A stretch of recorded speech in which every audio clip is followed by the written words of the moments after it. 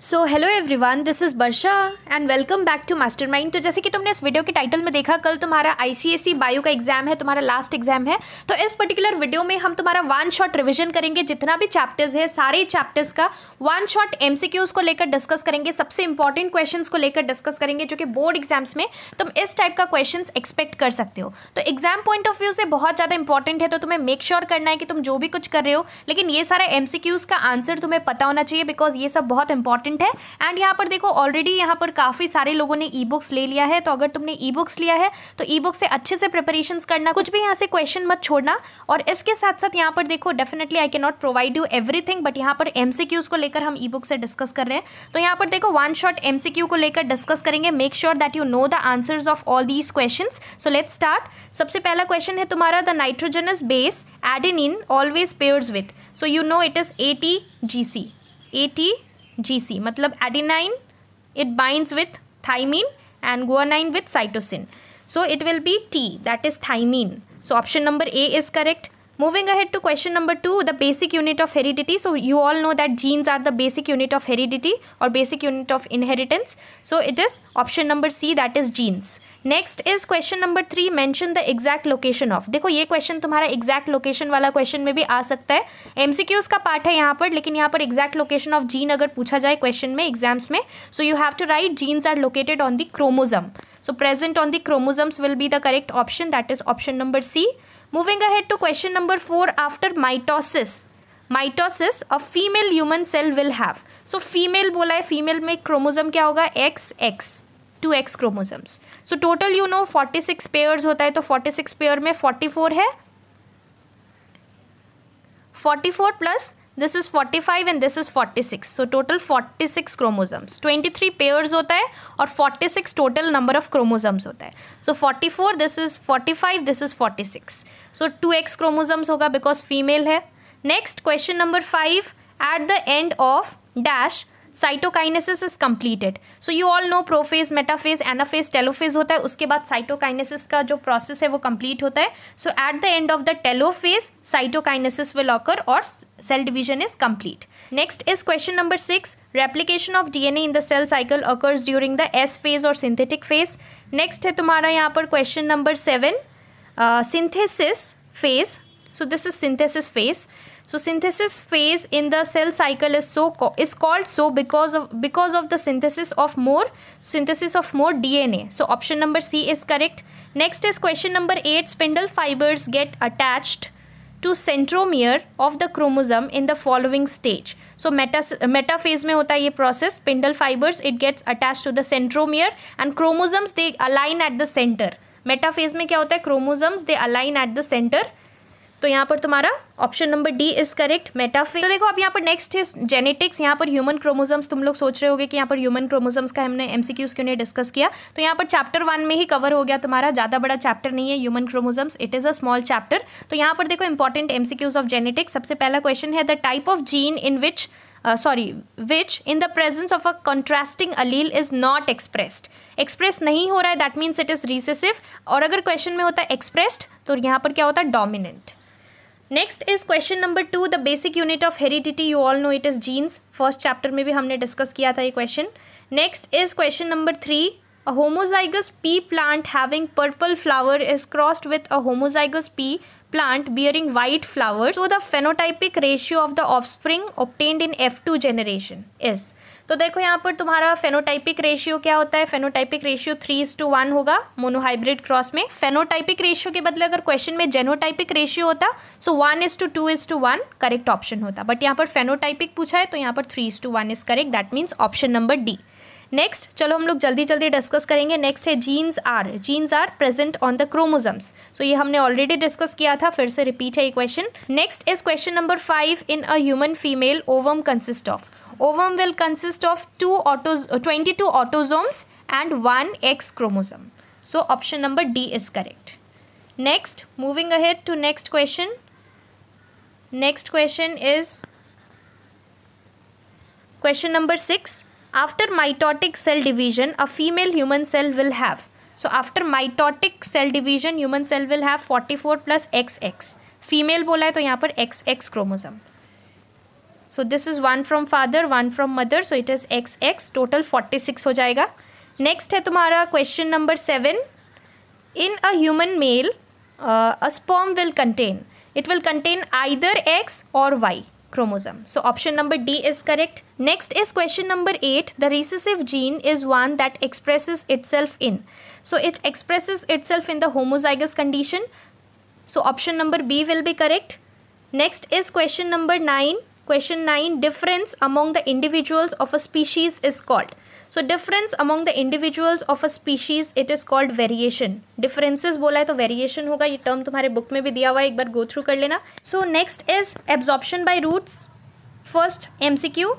The pressure developed in the root due to continuous inward movement of water by cell to cell osmosis. So this pressure is called root pressure. So option number A will be correct. What is root pressure? याद रखना.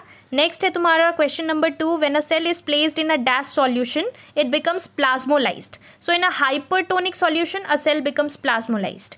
Next है question number 3. A shoot from a balsam plant is kept in a beaker containing eosine solution that is pink. The pink color will be distinctly seen in the xylem. Pink color ये तुम्हारा experiment है book में एक, तो go through करना. Pink color हो जाता है वहाँ पर, तो ये तुम्हारा xylem में होगा. नेक्स्ट है तुम्हारा question number 4. Xylem tissue. So xylem phloem it conducts food and xylem it conducts water. So it conducts water and minerals in leaves. So option number A will be correct. Next is marine fish when placed in tap water burst because of the endosmosis. Water moves inside, so endosmosis होगा, उस वजह से burst हो जाएगा. So option number A is correct. Next is question number 6. Plant cell may burst when. So turgor pressure exceeds wall pressure होगा. Option number B is correct. Plant cell may burst when the turgor pressure exceeds the wall pressure. Next is question number 7. Now this is the last MCQ from this chapter, that is absorption by roots. The term used to refer the absorption of water by plant cell by surface attraction. So this is called imbibition, surface attraction. Why wooden doors they swell during the rainy season? तो इसमें भी लिखना पड़ेगा this is because water moves inside due to the process of imbibition. So याद रखना option number C is correct. Remember the definition also of imbibition, plasmolysis, deplasmolysis, root pressure, turgor pressure, osmosis, diffusion, ये सारा चीज़ का definitions तुम्हें पता होना चाहिए. Now next is your transpiration chapter. First question, permanently open structures seen on the barks of old woody stems.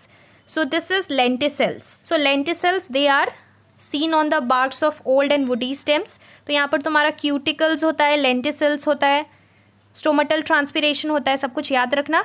Next is question number 2. Transpiration is useful to the plants because it creates a suction force for absorption of water from the soil होगा. So option number A is correct.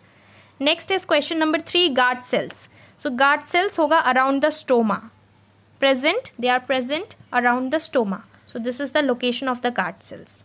Next है question number 4. Cuticles on leaves. So cuticles on leaves they reduce transpiration होगा. So option number 4 is correct. Next is function of the hydathodes. तो ये तुम्हारा guttation process में होता है. So option number D is correct. Guttation. और ये क्या होता है, leaf margins of the plant में होता है, हाइडाथोड्स में. नेक्स्ट यहाँ पर तुम्हारा question number 6. Which one of the following does not affect the rate of transpiration? So age of the plant does not affect the rate of transpiration, but ये सारा factors affecting के अंदर है, light, intensity of light, humidity, wind, ये सारा तुम्हारा factors affecting के अंदर आता है. But age of the plant पे डिपेंड नहीं करेगा. It will not affect, rate of transpiration will not get affected by the age of the plant. So this is why option number D is correct. And lastly तुम्हारा last MCQ from this chapter, transpiration. Genong's potometer is used to measure. It is used to measure the rate of transpiration. So option number C is correct. Now next is your photosynthesis. The process of conversion of ADP to ATP, that is adenosine diphosphate to triphosphate during photosynthesis, it is known as photophosphorylation. So option number B is correct.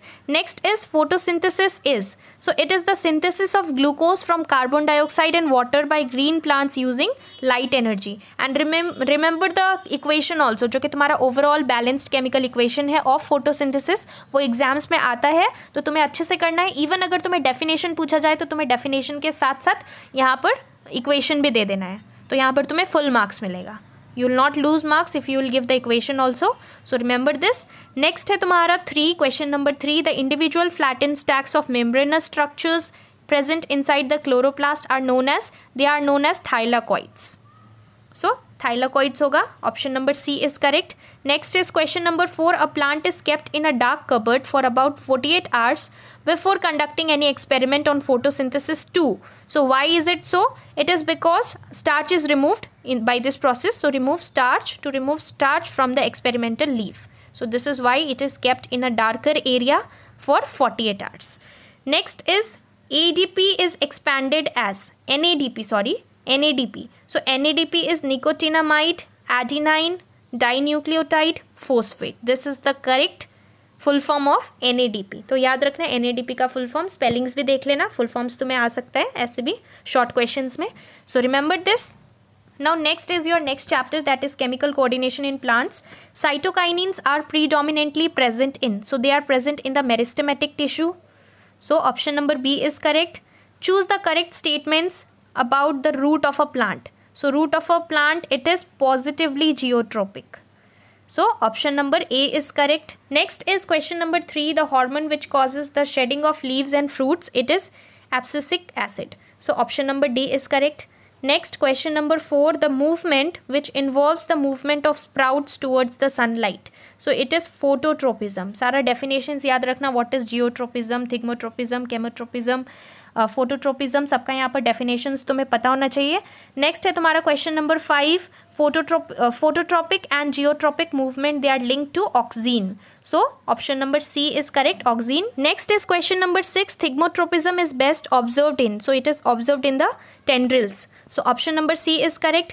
7 is the following is a naturally occurring growth inhibitor. Growth inhibitor का क्वेश्चन आता है तुम्हारे exams में, याद रखना ABA होगा, growth inhibitor. Do you know the full form? Tell me in the comment section. Let's see you know or not. IAA and ABA दोनों का तुम full form बताओ मुझे नीचे comment section में. Let's see you know or not. Next is question number 8. ABA is involved in. So it is involved in dormancy of seed. So option number A is correct. Next is question number 9. Which one of the following plant hormones is known as a stress hormone? So abscisic acid is known as a stress hormone. Next is your last question from this chapter, that is question number 10. The growth of pollen tube towards the ovule, it is due to the chemotropism. So chemotropism will be the correct option, that is option number C. तो ये हमने कुछ most important MCQs को लेकर discuss किया. ये सारा follow करना, मतलब मेक श्योर करना कि तुम्हें आंसर्स पता है. Now next is your circulatory system. इसका भी हम लोग डिस्कस कर लेते हैं. यहाँ पर कुछ MCQs ही है. तो पहला है अग्रैन्युलोसाइट्स are. So they are lymphocytes and monocytes. They are agranulocytes. याद रखना. Next is question number 2. Normal blood pressure in human is. So it is 120/80 mm of Hg. That is your mercury. Next, question number 3. While recording the pulse rate, where exactly does a doctor press on our wrist? So it is the artery. That means option number C is correct. Next is question number 4. A muscular wall is absent in. So it is absent in the capillary. So capillaries में muscular wall is absent. यहाँ पर differentiate between कर लेना arteries and veins का. यहाँ पर differentiate between type question में आता है, मतलब ऐसा question आता है differentiate between arteries and veins. 2 to 3 points कर लेना तुम, important है. Next है तुम्हारा question number 5. The mineral iron that is needed for the formation of blood clot, it is calcium. ये भी बहुत इंपॉर्टेंट क्वेश्चन है, बोर्ड्स में बहुत बार आता है, तो याद रखना. Now next is your last question from this chapter. Pulse wave is mainly caused by the, so it is caused by the systole of left ventricle. So ये हमने कुछ most important questions discuss किया. Till circulatory system we have covered. Rest of the portions मैं try करूँगी जल्द से जल्द upload करना नेक्स्ट वीडियो पार्ट 2, जिसमें कि हम बाकी सारा rest of the portions cover करेंगे. So till then stay tuned और अच्छे तरीके से प्रिपरेशंस करो. लास्ट एग्जाम है, अच्छे से एग्जाम देना. बायो का सब कुछ अच्छे से पढ़ लो, शॉर्ट करके पढ़ना है तुम्हें सारा चैप्टर्स, और जितना भी चैप्टर्स है कुछ भी छोड़ना मत, सारे चैप्टर्स का शॉर्ट करके सारा क्वेश्चंस करना. And the most important thing कि जितना भी डायग्राम्स है, डायग्राम बेस्ड क्वेश्चंस अच्छे से करना, बिकॉज सेक्शन बी में मोस्टली तुम्हें यहाँ पर डायग्राम्स पूछा जाएगा. डायग्राम्स पूछा नहीं जाएगा, डायग्राम्स दिया जाएगा और डायग्राम के बेसिस पे क्वेश्चंस आएगा, labelling, functions, location, give reason type question, differentiate between type questions. तो अच्छे से करना। All the best for your bio exams.